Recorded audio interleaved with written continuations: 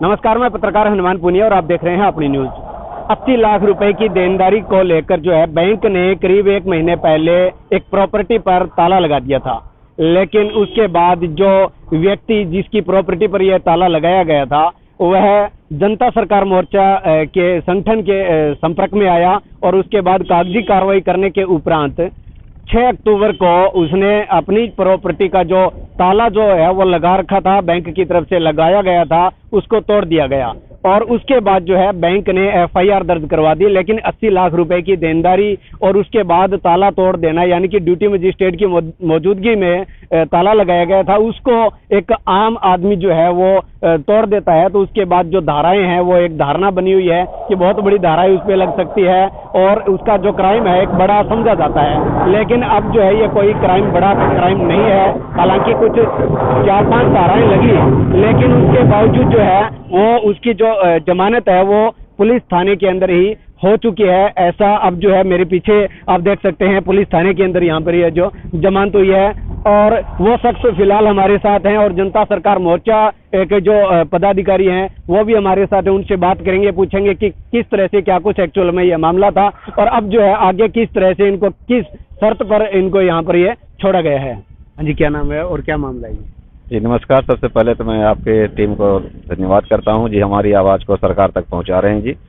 मेरा नाम राजू मिश्रा है और मैं शाहपुर बेगू का हूं। मेरा मामला ये है कि मैंने 2017 में एक लोन लिया था सेंट्रल बैंक ऑफ इंडिया से, जो 55 लाख का था, कुछ कोविड वगैरह के मिला के नियर अबाउट 70 लाख का लोन था, जिसमें मैं लगभग 36 लाख रुपए भर भी चुका हूँ लोन के तौर पे। और उसके बाद बैंक ने जो मैंने भर दिया वो तो गया बट्टे खाते में। बैंक ने अब 89 लाख समथिंग रुपए बना रखा है, 89,17,000 रुपए, जिसके तहत उन्होंने मुझे बिल फुल डिफाल्टर घोषित कर दिया। और बिल फुल डिफाल्टर घोषित करने के बाद एक DM परमिशन नाम का एक फरला ला करके लगा के हमारी फैक्ट्री को कब्जा कर लिए थे, जिसकी मालकाना हक मेरी पत्नी के नाम पर है।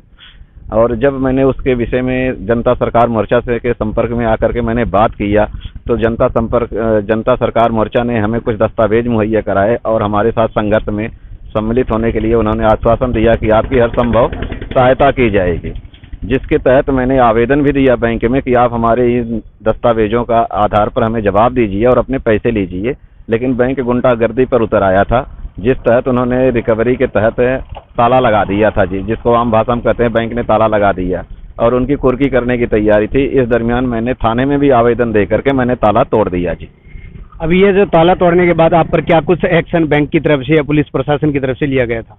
जी, मुझे तो इतना वो पता नहीं था कितना बड़ा ये शगुफा बना देंगे। मैं कल अपना कारोबार शुरू करके फैक्ट्री में बैठा था। SP ऑफिस से कोई टीम गई थी, जो उन्होंने मौके पर मुआयना करते टाइम हमें ये बताया कि SHO साहब आ रहे हैं। राजू मिश्रा कौन है? मैंने कहा जी मैं हेड कुर्सी पे बैठा हुआ था। वहाँ से पुलिस हमें लेके आई है पूछताछ के नाम पे। बाद में काफ़ी टाइम के बाद उन्होंने नॉर्मली धारा के तहत 4-5 धाराओं के ऊपर हमारे ऊपर मुकदमा दर्ज किया, जिसकी मुझे आज सुबह में थाने से ही बेल मिल गई जी। बात और आपको बताना चाहता हूँ कि जैसे बैंक हमें जब लोन देता है जी, जो लोन देता है वो न मुझे पैसे देता है और न मुझे कोई नोट देता है, जैसे कि धारक को देने की पर्ची चिट कुछ नहीं देता है। वो क्या करता है कि एक डिजिट ट्रांसफ़र करता है अकाउंट में, अकाउंट बनाएगा, अकाउंट खोल के एक डिजिट ट्रांसफ़र कर देता है। वो डिजिट का मतलब रुपए होते हैं उनकी भाषा में। और हम यही चीज़ बार बार बैंक से पूछते हैं कि जिस दिन आपके जेब में अगर मान लीजिए 500 रुपये था, हमने 50 रुपये आपसे उधारा मांग लिया, कर्जा ले लिया, तो आपकी जेब में 450 रुपये बचने चाहिए। बैंक का यहाँ पे उल्टा है जी। अगर उनसे हम लोन ले लेते हैं ना तो वो उनका प्लस हो जाता है। जैसे फॉर एग्जांपल आपकी जेब में 500 रुपये है, मैंने 50 मांगा, तो आपके पास 450 होना चाहिए, न कि 550। और बैंक के उसमें क्या होता है बैलेंस शीट में, वो 550 रुपये बन जाएगा। सबसे बड़ा तो फ्रॉड यही होता है, जिसका मैंने आज तक मुझे इसका कोई उन्होंने कागज ही नहीं दिया। मैं मांग के बैंक से चक्कर लगा के भी थक गया हूँ। लिखित में RTI का आवेदन भी किया कि सारी चीज़ें हमें दो, अभी तक वो भी नहीं दिया। और इसी के साथ मैं आपको एक चीज़ और बताना चाहता हूँ कि मैं पब्लिक को जागरूक करने के लिए हमारे सिरसा के आसपास के जो भी भाई मित्र दीन बंधु अपने साथ में जुड़ें, जो भी लोन से पीड़ित हैं, बैंकों से पीड़ित हैं, हमसे जुड़े। हम उनको गाइड करेंगे, उनको हम बताएंगे, रास्ता हम उनको दिखाएंगे और इस मुहिम को हमें एकदम अच्छे लेवल पे लेके जाना है। और हम इस मुहिम को यहीं नहीं छोड़ेंगे। जी हम विदिन 1 सप्ताह के अंदर हम हाई कोर्ट में इसका रीट भी लगा रहे हैं, जो कि हमने ऑलरेडी अपने लीगल टीम को दे दिया है। लीगल टीम हमारी ऑलरेडी कार्रवाई कर रही है इस पे, उसको रीड वगैरह करके बाकायदा हम उसको लगाएंगे। पार्टी इसमें कौन कौन बनता है ये तो वक्त बताएगा, लेकिन ये तो श्योर है कि बैंक हमारा पार्टी बनेगा ही बनेगा। और अब मेरा नाम है जी राजू मिश्रा। जो भी भाई संपर्क करना चाहें हमसे 8053444499 पे हमसे संपर्क कर सकते हैं। अभी जनता सरकार मोर्चा के जो पदाधिकारी वो हमारे साथ हैं, उनसे हम बात करते हैं कि एक्चुअल में किस तरह से इन्होंने इनकी जो मदद की है, क्या कुछ इनके संगठन का उद्देश्य है। हाँ जी सर, क्या कुछ आपका कहना है, क्या नाम है और इस जो है राजू मिश्रा के केस में आपने क्या कुछ हेल्प की। सर मेरा नाम है राजेश कुमार, मेरा नंबर है 9812500002, हिसार जिला। ये बैंक जो हमारे साथ में फ्रॉड कर रहे हैं और हमारे पास में ऐसे लीगल दस्तावेज है जो कि इनके इतने पर्दे उखाड़ दिए, करीबन 200 ताले हरियाणा के अंदर टूट चुके हैं अभी तक।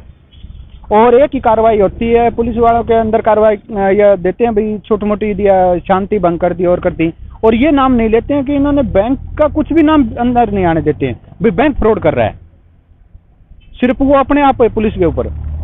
ये तो हम बार बार कहते हैं भाई कोर्ट में कमरा में लेके जाओ, कोर्ट में जब बार बार बैंक आएगा तो वहाँ हम पोल खोलेंगे भी किसका दोष है और क्या ये फ्रॉड कर रहे हैं। अभी इनके मामले में क्या कुछ आपने मदद की है? इनको फिर दस्तावेज मुहैया करवाए गए और इन्होंने आवेदन दिया, आवेदन देने के बाद में इन्होंने कोई कार्रवाई नहीं की, ना कोई लीगल जवाब दिया, तो इन्होंने अपना कब्जा वापिस अपने ले लिया और अपनी कार्रवाई स्टार्टिंग की, क्योंकि रोटी कपड़ा और मकान पे किसी का कब्जा नहीं होता। किस तरह के दस्तावेज से आपने इनकी मदद की है, क्या दस्तावेज है, थोड़ा विस्तार से बताएं। जो रुपया है उसका मानक होता है, उस मानक के तहत ही कोई चीज चलती है। रुपया क्या है, इस मानक को पढ़ने के लिए बैंकों का मायाजाल और भारतीय मुद्रा का इतिहास पढ़ना पड़ेगा सभी को।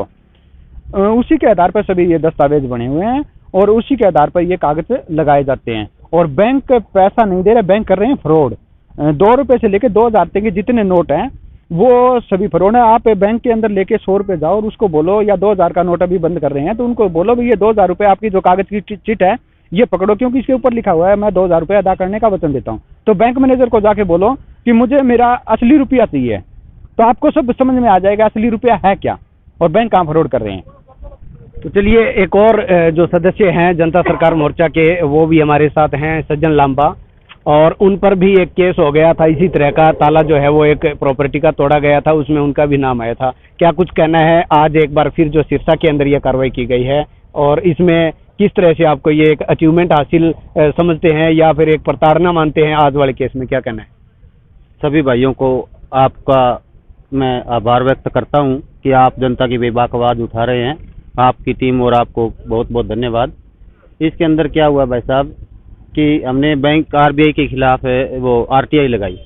आरटीआई में हमें पता चला कि हमारा असली जो रुपया है वो 1 रुपया बराबर 777 मिलीग्राम हमें सोना मिलता है।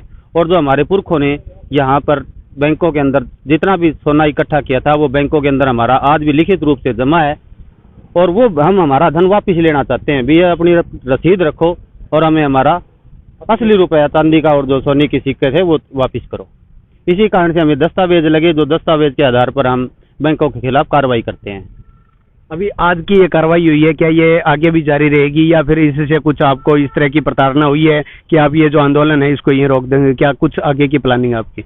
हमारी आगे तक की प्लानिंग है, हम यहीं नहीं रोकेंगे। ये कोई प्रताड़ना नहीं है, छोटी मोटी धाराएं लगा करके हमें 2-4 घंटे के लिए डिस्टर्ब किया जाता है, उसके बाद हम वापस अपने काम लग जाते हैं। और आने वाली 19 नवंबर को हमारी करनाल के अंदर बहुत बड़ी रैली कर रहे हैं इसी विषय में, नस्ल बताओ, फसल बताओ, जानवर बताओ, जंगल बताओ और जमीन बताओ के नाम पर।